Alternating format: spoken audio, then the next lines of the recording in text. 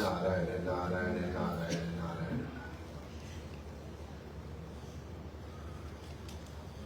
भगवान की बड़ी कृपा है कि हम लोग संसार के सब प्रपंच छोड़कर और यहाँ आज संतों की सभा में बैठे। हम ईश्वर के गुणगान के लिए बैठे हुए हैं। मैं कई बार बड़ा संकोच लगता हमारे जो पुराने जो दार्शनिक दिखाई पड़ रहे हैं उनको कितनी शिकायत होती होगी। पहले महाराज जी कितना रहते थे, कैसे जाते। अब हम समय ही नहीं फैमिली प्लानिंग नहीं की। चाहे वो तो नहीं फैमिली कहीं बुला पड़ेगी वरना पहले कैसे हमारी माया रानी, कैसे हमारे कैसे सब परिवार एक ही बताए यहाँ से कैसे कहाँ जाकर चौथे सीढ़ियों में हम जाया करते। ये बस वजह तुम्हारे मन में होता है, हमारे मन में दिन जाना बहुत आती है। लेकिन फिर भी तुम लोगों का प्यार है हमारे जनक के परिवार में इतनी जिंदगी आस पास सब इकट्ठे हो जाते हैं, फुट सब इकट्ठे हो जाते हैं। जब अब कोई कितने किलोमीटर, कोई कितने किलोमीटर, कोई कितने किलोमीटर, ठीक है। अब जाड़े के दिन है तो कोट पहन लेंगे और गर्मी के दिन है तो हम ऐसे रह जाएंगे। तो देश और काल हमारे हाथ में नहीं है, हमको देश और काल के साथ एडजस्ट। महाराज जी के साथ हमको प्रेम है। अब वो जहां बैठे वहां हम चले जाएंगे, नहीं आ पाते हमारे पास तो हम चले जाएंगे। वो जिनके प्रेम गुण की बात है, जबरदस्ती नहीं दिखाने के वाले। महाराज जी के तो आया नहीं मेरे पास, मैं बिल्कुल नहीं, बिल्कुल मत आओ, जगह रहेगी बैठने की। लेकिन प्रेम है तो हमारे हृदय को भी देखना हमको कैसे लगता होगा, कैसे कैसे ठाटे बैठते थे, ऐसे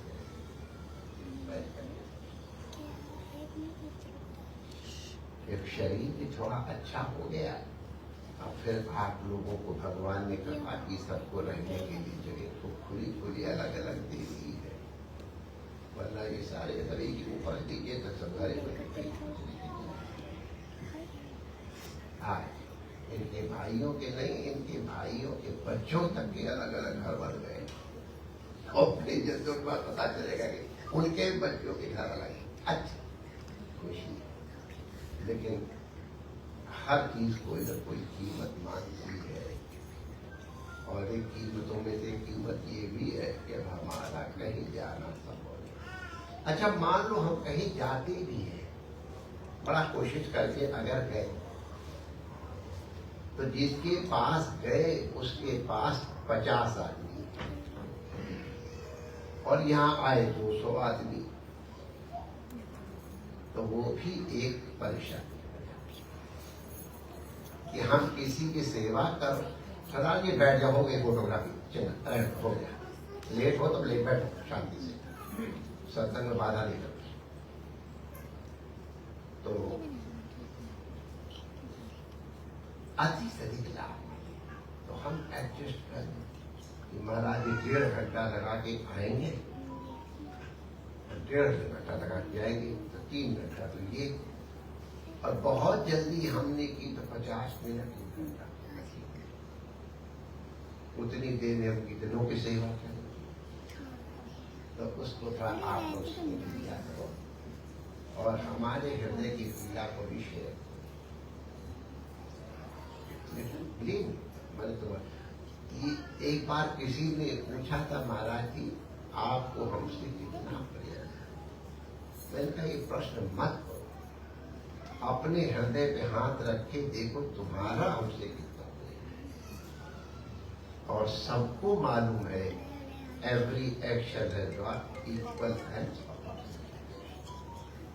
जितना तुम्हारा प्रेम होगा उससे कम प्रेम हमारा हो ही नहीं सकता है। मिनिमम उतना तो होएगा ही, थोड़ा और बढ़ जाए वो एक अलग बात है। तो हमारे मन में बहुत प्रेम है, और शायद इसी प्रेम के कारण हम कहीं ज्यादा जर्दन नहीं जा पाते हैं कि वहां गए 50 जने ओब्लाइट होंगे और 200 जने डिप्राइव्ड होंगे।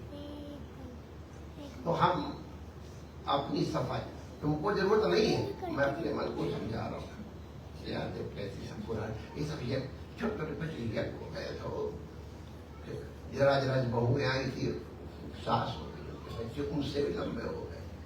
तो सबको देखते खुशी, बहुत खुशी। अच्छा है आप लोग कोई शिकायत नहीं करो तो ये बहुत अच्छी बात। हमने कोई शिकायत सुनी नहीं है, हमारा ही मन शिकायत करता है उसी के। क्यों, क्या आने की जरूरत क्या है? कोई जरूरत नहीं। अच्छे खाते हैं महाराज की फोटो लगी है, काश में वीडियो देखेंगे, काहे को धक्के खाओ। तो उसका कारण है संत की वाणी तो प्रभाव देती ही है, उसका फल होता है। लेकिन संत की सन्निधि का एक अलग डर होता है। संत की सन्निधि में बैठ करके उनके वचन सुनने का फल अलग है, और वही अगर वीडियो से देख रहे हो, सुन रहे हो, तो अलग फल। और किसी और से सुना उसका और फल, किताब में पढ़ लिया उसका अलग फल। साक्षात अब हमको याद है, बांसुरी वाले उनके बड़े चित्र, बिस्मिल्लाह खां उनकी सहनाई, क्या बात, बड़ी बढ़िया ध्वनि कश्ती से, लेकिन जब वो सामने बजाते थे उसका प्रभाव अलग। इसकी साइंटिफिक रीजन, हर व्यक्ति का एक ऑरा होता है, तेज होता है। फिजिक्स के हिसाब से अगर तुम समझना चाहो तो उसको इस तरह समझो कि जैसे सामने अंगीठी रखी है, हीटर रखा है, तो इतनी दूर तक उसका ताप आता है। जितना नजदीक जाओगे उतना अधिक, जितना दूर जाओगे उतना कम। तो वो हीट एनर्जी की एक फील्ड है, क्षेत्र है। Closer to the source, bigger the heat. दूर हुए जितना कम। मैग्नेट का तुम देखो, मैग्नेट की एक फील्ड होती है, इसको मैग्नेटिक फील्ड कहते हैं। आप लोगों ने स्कूल में पढ़ा होगा, कुतुबनुमा रख करके, कंपास रख करके, ऐसे पॉइंट बना करके, और वो सब रेखाएं खींची होगी, मैग्नेटिक फील्ड। रेडिएशन की फील्ड होती है। जब एक्सरे कराने जाते हैं तो एक अलग प्रकार का आवरण पहन लेते हैं, और अब तो खैर आवरण क्या, कमरा ही है।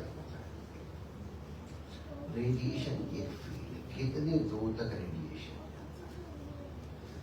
मनुष्य का शरीर भी एक ऊर्जा का केंद्र है। ये जो भोजन है हम लोग करते हैं, भोजन, पानी और अन्न और ऑक्सीजन, इनसे कंबक्शन होता है। कंबक्शन माने एक प्रकार से प्रज्वलन होता है, और उससे एनर्जी प्रोड्यूस होती है। वही एनर्जी हमारी इस बॉडी को चलाती है। जैसे डीजल से चल रहा है, इलेक्ट्रिसिटी से चल रहा है, उसी तरह से हमारे फूड एनर्जी के द्वारा हमारे सारे सिस्टम चलते।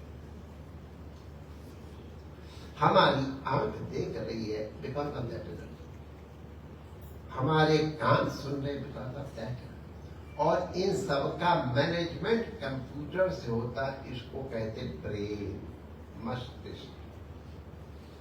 मस्तिष्क ही इस सब का संचालन करता है। वहां से संचालन वेव्स के द्वारा होता है, तरंगों के द्वारा होता है। बहुत छोटे छोटे छोटे छोटे पतले पतले तार हैं, उन तारों से सब सेल जुड़ी हुई है। उन पतले पतले तारों से ही स्पंदन इधर से उधर होते। प्रकृति ने बना रखा है। हम सोचते आंख से देखते, आंख यहां नहीं देखती है, यहां देखती है। ऑप्टिक नर्व से ऑप्टिक लोब में पहुंचती है, वहां दिखाई पड़ता है। किसी किसी की इतनी सुंदर सुंदर आंखें होती है, देख के अप्रिशिएट करने, देख आंख से आंख नहीं देखती। आंख एक लेंस है, माध्यम में देखता है कुछ और। तो हम ये कह रहे थे, बाहर से आपने शब्द किया, उसकी ध्वनि उत्पन्न हुई। ध्वनि माने वेव्स उत्पन्न। वो वेव्स आकर के हमारे यहाँ कान में, कॉक्लिया में, कान में आकर के टकराती पर्दा, तो वो पर्दा हिलता है। कभी आपने देखा हो जब बड़ी जोर से बैंड बजता तो हिलता हुआ दिखाई पड़ता है। बिल्डिंग हिलने लगती कभी कभी जब बड़ी जोर से वो गड़गड़ाहट होती है, बिकॉज ऑफ साउंड वेव। अरे साउंड वेव इतनी पावरफुल होती है कि आजकल कई चीजों को मिक्स करने के लिए, पीसने के लिए साउंड वेव का यूज किया जाता है। तो साइंस के अच्छे दर्जे के स्टूडेंट्स हो गए, बहुत एनर्जी होती है साउंड वेव। ऋषियों के पास इस साउंड एनर्जी को कंडेंस करने की ताकत थी। ये उनकी वाणी की ऊर्जा ताकत का प्रभाव जो कहते हो जाता था, condensed form of vocal energy. हम जो कहना चाहते हैं उसका तात्पर्य क्या है कि हर व्यक्ति के शरीर में ऊर्जा है, एनर्जी है, जिसका मैनेजमेंट यहाँ से होता है। और ये मैनेजमेंट, इसमें जो वेव्स प्रोड्यूस होती है उनसे, ब्रेन में भी और बाहर। हीटर में कंबक्शन वहां हो रहा है, लेकिन उसका रेडिएशन गर्मी यहाँ आ रहा है। उसी तरह जो जो महापुरुष हैं, उनकी शक्ति, उनकी ध्यान की, उनकी तपस्या की, और सबसे बढ़ करके उनकी थॉट पावर। वो जो चिंतन करते हैं सबके कल्याण का। स्वामी विवेकानंद से किसी ने कहा था, गुफा में बैठ करके साधु आप इतनी सेवा करते हैं, गुफा में बैठे क्या करते हैं? तो बड़ी जोर डांट लगाई। हमारे जैसे कितने सेवा करने वालों से अधिक बड़ी सेवा गंगोत्री में गुफा में बैठा हुआ एक सन्यासी तपस्वी जो कह रहा है सारी दुनिया में शांति रहे, सारी दुनिया में सुख रहे, ऐसा संकल्प करने वाला सन्यासी पूरे जगत की सेवा कर रहा है, पापियों की भी, पुण्यात्माओं की भी, पशु पक्षियों की भी, क्योंकि उसका संकल्प है सर्वे भवन्तु सुखिनः सर्वे सन्तु।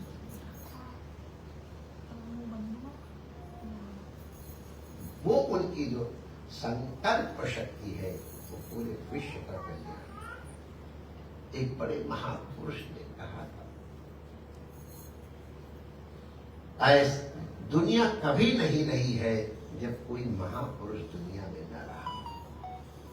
कोई न कोई महापुरुष अवश्य दुनिया में। फिर उनका यही नहीं, ऐसा कोई राष्ट्र नहीं है जहां कोई न कोई साधु पुरुष नहीं। फिर उन्होंने सुधार करके कहा, बड़े क्षमा, ऐसा कोई प्रांत नहीं है जहां कोई महापुरुष नहीं। सचिंतन। ऐसा कोई जिला नहीं है, ऐसा कोई राष्ट्र नहीं है, ऐसा कोई गांव नहीं है, और तो और उन्होंने कहा ऐसा कोई परिवार नहीं है जिसमें कोई न कोई सत्पुरुष न। उस सत्पुरुष के कारण ही परिवार संयुक्त रहे, उसके पुण्यों के कारण ही परिवार संयुक्त है। भले बुरे का स्मरण रखना है। ऐसा कोई व्यक्ति नहीं है जिसके अंदर संत हो। वाह, ये उन्होंने कहा था, खुश हो। हर व्यक्ति के अंदर संत है।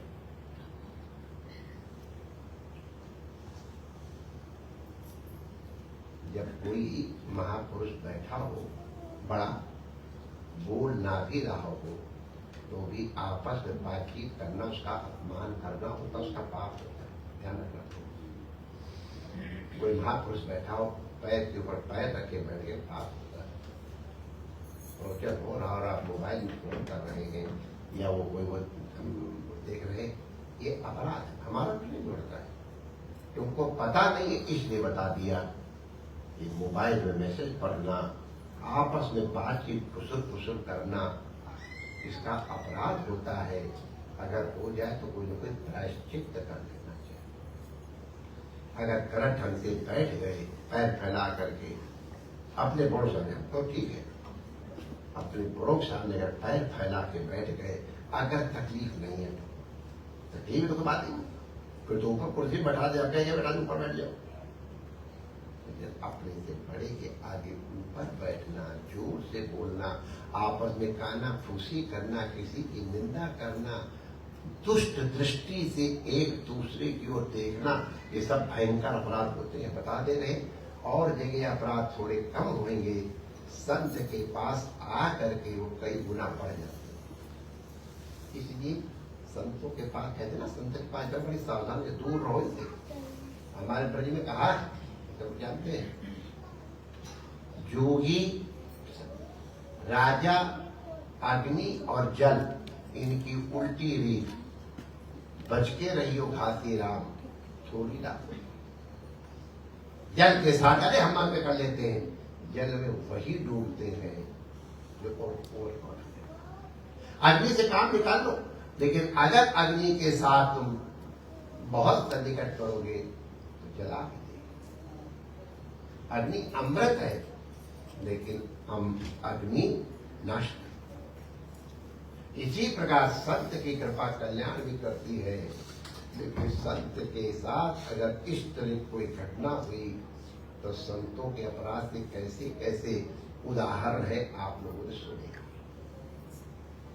दूर रहे इनसे अच्छा है। अगर नजदीक आए तो मर्यादा का पालन करें, वरना दूर रहना अच्छा, कम से कम पाप तो नहीं होंगे। नजदीक ना आए मतलब काहे को पाप होते। तो हमने ये कहा कि संत के पास एक तेज होता है, उसको ऑरा कहते हैं। वो फिजिक्स के द्वारा भी प्रूव्ड है, मैंने आपको बता दिया, क्योंकि हम साइंस के विद्यार्थी हैं, इसलिए हर चीज को साइंटिफिक पर्सपेक्टिव में देखते हैं। मैथमेटिकल पर्सपेक्टिव में दे सकते हो। तो उस ऑरा का एक प्रभाव होता है, जो जितना अधिक पावरफुल ऑरा है उसका क्षेत्र उतना पावरफुल। उनके समीप में जाओगे तो एक पवित्र परमाणु प्राप्त होगा। संत के शरीर से पवित्र चिंतन के पवित्र परमाणु इस तरह से चलते हैं। इसलिए संतों की परिक्रमा की जाती है, पीपल की परिक्रमा की जाती है, इसीलिए मंदिर की परिक्रमा की जाती है, क्योंकि इस तरह से वो पवित्र परमाणु रोटेट। एंटी क्लॉकवाइज चलोगे तो तुम्हारा नुकसान, क्लॉकवाइज चलोगे तुम्हारा लाभ। तो हम एक संतों के पास आकर के सुना तो एक तो उनकी वाणी, उनके संकल्प का प्रभाव और उनके सामीप्य का प्रभाव। और हमारे संत कहते हैं कि संत की संगति इत्र बेचने वाले की तरह है। इत्र बेचने वाले के पास तुम जाओ, तुम्हारे पास पैसा नहीं इत्र खरीदने का, लेकिन जितनी देर तक उस इत्र बेचने वाले के पास जाओ उतनी तक खुशबू तो फ्री की मिलती है। आपको मालूम है, बढ़िया बढ़िया। तो संत के पास गए, नहीं भी पता चला तो उसके लाभ होते, पता नहीं लगता। गुरु महाराज ने एक बार हमको घटना सुनाई थी कि एक परिवार में संत महापुरुष आया करते थे। प्रेम था तो संत कष्ट पाके भी आ जाते। उस परिवार के जो धनी थे उनकी कोई संतान नहीं थी, संतों की कृपा से हो गई, और संतों की कृपा से हुई थी, इसलिए संतान बड़ी पवित्र। उसको बचपन से ही संतों के पास बैठने का अभ्यास था, बड़ा अच्छा लगे संतों के पास बैठे। और संत भी उससे प्रेम करे भाई, संत तो प्रेम करने वाले होते, जो जितना निर्मल भाव से संत के पास आता है, संत उतने निर्मल भाव से मिलते हैं। बालक तो अत्यंत निर्मल भाव। तो संत उनके घर में रह रहे थे। सवेरे उनको दतून की जरूरत हुई, आजकल तो दतून कहाँ कोई जानता भी नहीं होगा। हम लोग तो बहुत बाद में काशी गए थे शायद, उसके बाद जब दतून मिलनी मुश्किल हुई तब ये नाटक किए थे। तो दतून उस पार चले जाते थे, काट के ले आते थे, फिर 8 आने के दतून ले ली, कई दिन चलती थी। तो पहले हम लोग सब दतून खाते, हमारे कम्युनिटी सब एक केवल राधे श्याम जी हमारे गुरु भाई थे, वो केवल ब्रश करते थे, हम लोग सब देखा करते थे उनको। बाकी हम सब लोग बहुत दतून करते, कुछ नहीं भी करते मैंने खुद। तो संत ने उस बच्चे से कहा, बेटा जाके एक दतून का इंतजाम कर लो बेटा, किसी कह दो दतून दिया है। अच्छा, उस बच्चे को ये संस्कार थे, उसने देखा था कि गुरु और संत की सेवा खुद की जाती। नौकर से चाय बनवा के पिला दो, नौकर से भोजन बना के खिला दो, फिर तो भर जाएगा, लेकिन तुम्हारा कल्याण जो सेवा करने का है वो नहीं। अपने आप सेवा करने का फल ये है, एक तुम्हारा शरीर भी लगता है, धन तो लगेगा ही, लेकिन तुम्हारा मन भी लग रहा है। बिना मन के तो चाय भी नहीं बनेगी। तुम्हारी बुद्धि भी लग रही है, उसमें कितनी चीनी डालनी, कितनी पत्ती डालनी, तो तुम्हारा तन मन बुद्धि इस सब की सब लग जाती है। इसलिए सेवा स्वयं उसका प्रभाव, योर होल क्रिएशन सेवा, सब ध्यान वही रहता है। वो दिखाई पड़ रही कढ़ैया, लेकिन ध्यान होता गुरु महाराज के लिए। आज हम पनीर की सब्जी बना रहे हैं तो वो पनीर नहीं दिखता है, गुरु महाराज दिखते कैसे इसको टेस्टी बनाओ, गुरु महाराज एक बार ये सेवा का था। नौका ने बना दी तो बना ही देगा, अच्छा तुमको क्या मिला। तो सेवा संत की अपने आप करे, करवावे नहीं। करने का फल अलग है और करवाने का फल अलग है। तो उसको मालूम था, तो उस बच्चा खुद दौड़ा दौड़ चला गया। दतून है छोटा बच्चा, अब उसके बाप ने कभी चप्पू नहीं चलाई, शेर था। वो दतून काटने गया तो उसकी उंगली कटी। अब तो संत की मैंने सेवादारों का था, बहू दूसरे घर से आई थी। अब बच्चा बड़ी मुश्किल से हुआ तो बहुत अधिक प्रेम, उसकी उंगली कट गई तो मैया के क्या बीती होगी, बड़ा क्रोध आया। अब क्रोध आया तो महाराज जी को तो क्या कहे, गधे का गुस्सा, धोबी का गुस्सा गधे को उतारा जाता है। जब पति को उंगली कर लिया, आ गए बड़ी और माँ को देखा जैसा ज्यादा चढ़ाई की। महाराज जी हम लोगों से किसी से कह दे बच्चे को उंगली कर दे। संत समझ गए, यद्यपि हमने कहा नहीं, लेकिन इन लोगों को पीड़ा हुई। तो वो संत फिर आए, थोड़े रहे, बिगाड़ा नहीं, लेकिन तुमको प्रेम नहीं है। तो कृष्ण भगवान से जब दुर्योधन ने कहा भोजन करो, हमने स्पेशल हाउस तुम्हारे इंतजाम कर रखा है, तो शासन का घर पूरा महल खाली है, उसको फिर से लीप पूछ करके बड़े बढ़िया बढ़िया पदार्थ रखे, छानो।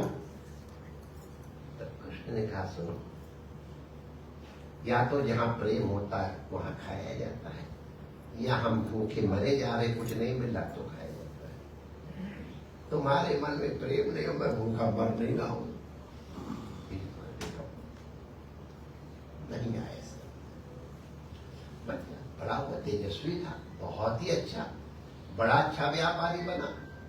केवल व्यापारी ही अच्छा नहीं बना, समाज के अंदर उसका सम्मान भी बहुत था, सब लोग उसका आदर करते। भाई देखने में सुंदर, बड़ा व्यापार डेवलप कर लिया। पिताजी निश्चित हो गए, चलो बेटा काम करेगा, उसकी शादी कर। एक बहुत अच्छी परिवार से उसका संबंध, बहुत अच्छी, बहुत बड़े धार्मिक, भाग्य से धार्मिक परिवार का संबंध होता है, बेटी का परिवार भी धार्मिक, बेटे का भी परिवार धार्मिक, तो बहुत अच्छा संबंध होता है, भाग्य होता है।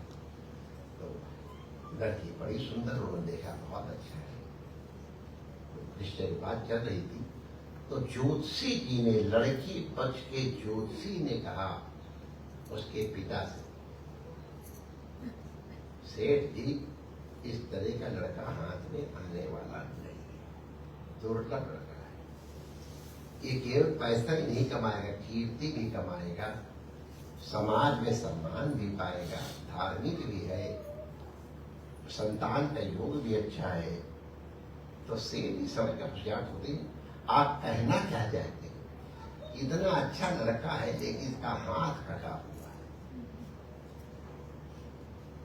तो उनकी पत्नी जो यही देखने जाते हैं तो दिखाई नहीं पड़ता है, मैं नहीं देती अपनी लड़की के टुंडे के हाथ में। आप लोग जानते कैसा होता है, आपका एक्सपीरियंस है, बिना कामा पुलिस स्टार की चढ़ाई करने की लगेगी होती है जिसको की वो बेचारा किए काटे नहीं सब्सिट्यूट। तो क्या नहीं देगी, अरे मेरी भी बेटी है, उस मैं टुंडे को दूंगा, भले दिखा रहा तो देख बड़ा अच्छा लगा ये वो, मैं नहीं कहूँगी लड़की लड़की जा कुंवारी रह जाए, ओम शांति शांति शांति। अगर टुंडा हुआ तो मैं भी नहीं कहूँगा, तो जाके किसी बहाने फिर पहुंचो, लड़की वाला देखा न करे सबके सामने। उसमें पहले इतनी लंबी लंबी बहियां होती थी, लाल लाल रंग की, ये उठाई और देखा इसमें तो हाथ है। फिर लौट जाके जोशी से कहता रहा, पत्नी सुन रही थी, मैं तो देख के आया माँ पंडित जी, उसके दोनों हाथ है। पंडित जी ने कहा या तो कुंडली जो उस लड़के की नहीं है, कभी कभी गलती से तो हो जाता है, और या फिर लड़के का हाथ कटा हुआ है, ऐसा हो ही नहीं सकता है।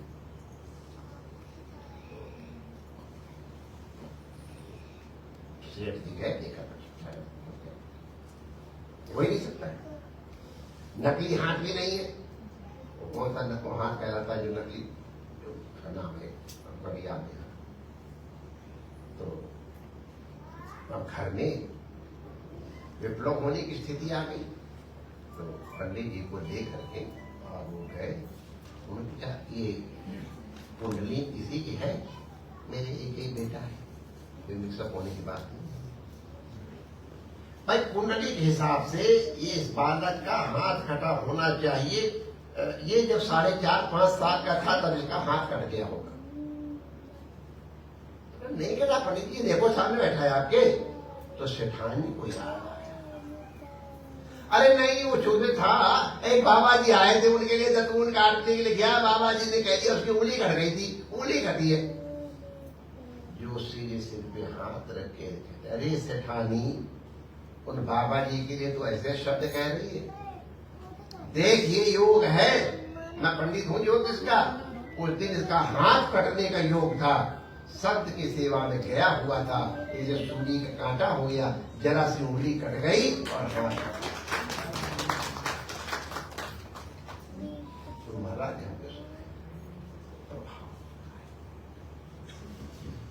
तो श्रवण करने का, समीप में बैठ करके एक अलग मनोयोग पूर्वक श्रवण करे, शरीर से कान से कम सुने, आंखों से और मन से विवेक से ज्यादा सुने।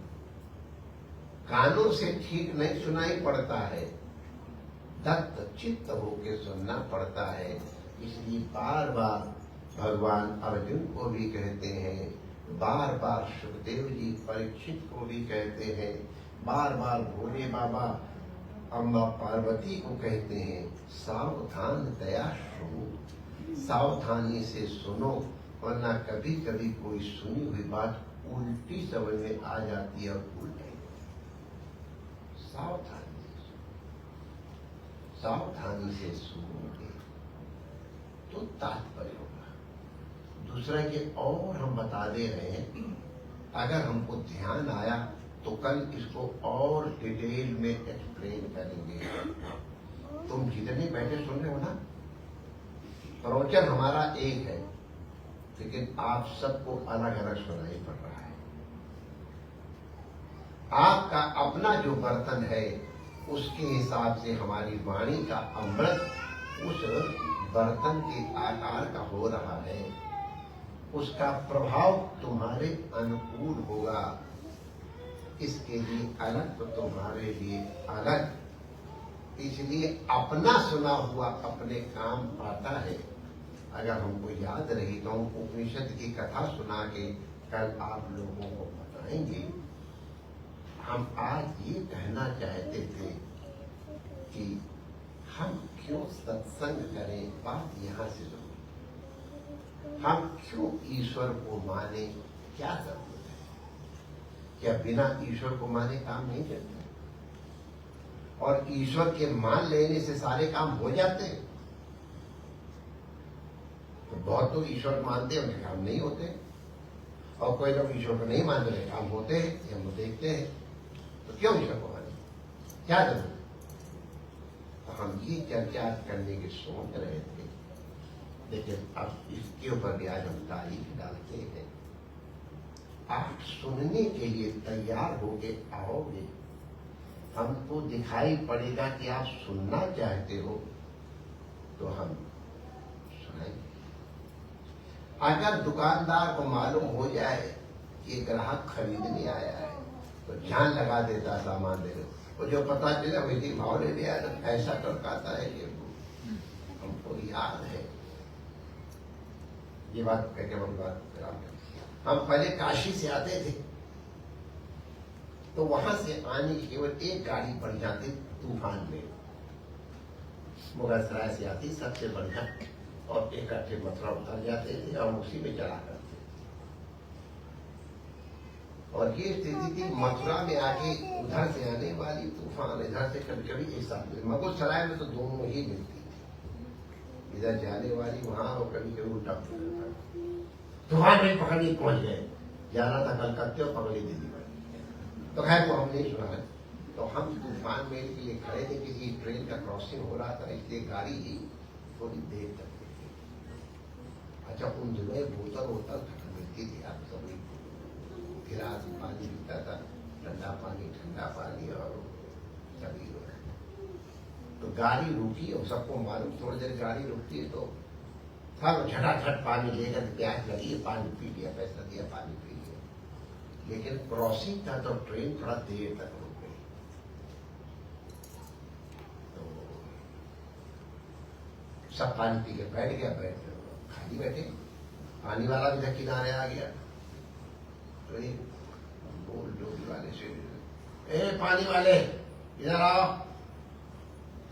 तो मैंने देखा पानी वाला ठीक सुन ही नहीं रहा, थर्ड क्लास आदमी है, पानी बेचने खड़ा देख नहीं रहा। 2 बार 3 बार कहा तो बेमन से गया, पानी क्या भाव है? 8 आने गिलास, 4 आने दोगे? उनसे दूंगा नहीं का, चुपचाप मुड़ के चला आया। तैयार है पानी पीने, इसको शिक्षा दूंगा मैं। महात्मा तैयार रहते एकदम बंदूक की हुई। गाड़ी चली गई तो इधर आओ, ये भाई पानी पिएंगे? मैं हाथ धो के लाता हूँ। नहीं तो पानी नहीं पीना है, क्या बात है? अरे तुम्हारे ग्राहक ने तुमको बुलाया, तुमको गए वे बेमन से गए, और उसने पूछा कि तुमने 8 आने का 4 आने दो, तुम उत्तर दिया चले आए। तो हफ्ते कहता, महाराज जी वो सेठ मेरा टाइम वेस्ट कर रहा था, वो पानी नहीं पीना था, टाइम व्यतीत करना था। मैं जानता उसको पानी नहीं चाहिए, खरीदार दाम नहीं पूछता है। अरे अपने कहा, मैं तेरा गुरु बनने आया था, तू ही मेरा गुरु। क्या कहते, सब लोग श्रवण के महाराज कोई देख रहे, पर तू मेरा गुरु हो गया। जिसको प्यास नहीं तुम उसको जबरदस्ती पानी पिलाओगे तो, जिसको सुनने की इच्छा नहीं है अगर उसको सुनने के लिए मजबूर करो तो माइंड इंटरेस्टी क्या होगा? इंटरेस्टी होगा वो इंटरेस्टी। और इंटरेस्टेड हम काय को पानी बेचे, अपने घरे को ऊपर जाएगा, डॉक्टर महाराज से जाकर सत्संग करें, गप मारेंगे। तुमको प्यास है, तुम पानी लेंगे। दिखाई पड़ा तुमको प्यास नहीं तो अपनी योगी काके नींद कलंदर काके साथ। इसलिए अगर हम देखेंगे तुम्हारे मन में सुनने की इच्छा कल ये बताने की कोशिश करेंगे। आप क्या टेस्ट करके अभी बाहर जाके जब जाओ तो टेस्ट करना महाराज जी ने क्या कहा, आप 10 जनों से पूछोगे, सबने सुना है लेकिन सबके उत्तर अलग अलग। क्या टेस्ट करके जरूर दे दो, वरना फिर कल हम कथा सुनाएंगे एक ही सुनने के बाद कैसा कैसा सुना। और फिर हम लोग ये चर्चा करेंगे ईश्वर को मानने की जरूरत क्या पड़े, काहे को माने, क्या जरूरत, काहे श्रद्धा धरे सिर पे आप ले। जो ईश्वर को नहीं मानते उनकी भी रोटी चली रही है, और जो ईश्वर को मानते हैं उनके लिए कोई अलग से व्यवस्था भी नहीं दिखाई पड़ती है। तो क्यों माने ईश्वर, क्या जरूरत पड़ती है, उसकी चर्चा हम लोग करेंगे कि ईश्वर को मानना हमारी जरूरत है, नीड है, डायर नीड। अगर कोई वर्ड जानते हो तो लोग इस dire need, vice dire need, वो हम लोग। श्री रमण बिहारी